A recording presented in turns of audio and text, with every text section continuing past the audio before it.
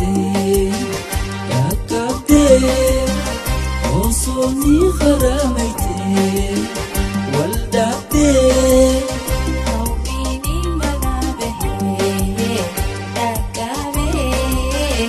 Osoni karamake Waltabe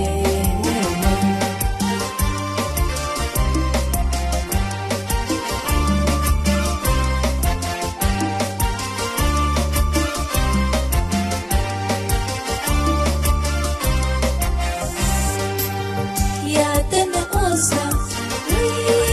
Tisa yom na tisa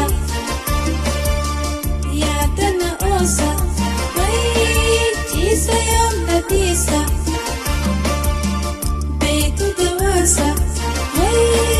Santo na polansa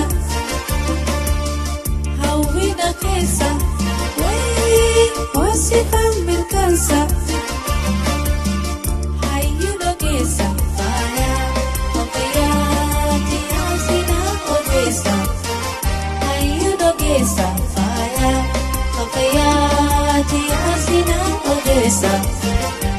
Aku maafkan daite ya kapten Osoni kharameiti waldabte Osoni karamake waldabe Hawini manabehe Dakabe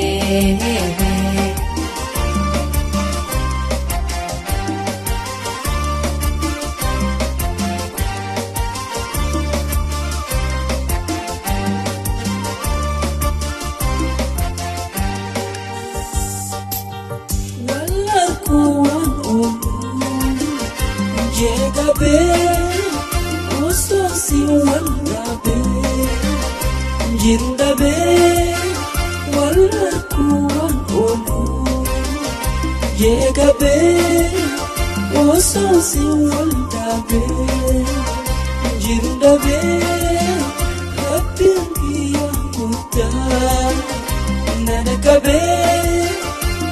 Halala sigaban lipite Nasudah berdento tarate Ichiwali una ejite Gajete lamake rifate Harisi walgaran yom yade Tasasi walgaran yomade Manumate hamate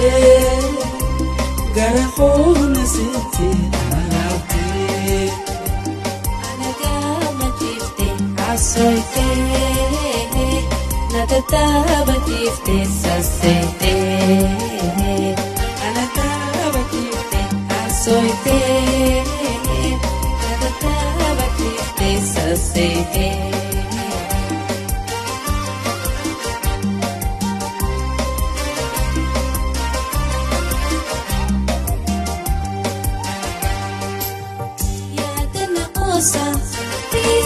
Tisa yom na tisa Yatana osa Tisa yom na tisa Beitu dewasa Sito na polansa Hawi na kesa Osi kang merkansa Khona se madu Ugatul kumasi bajirado Nakadakado, nakato, nafuto, galfato, anados kado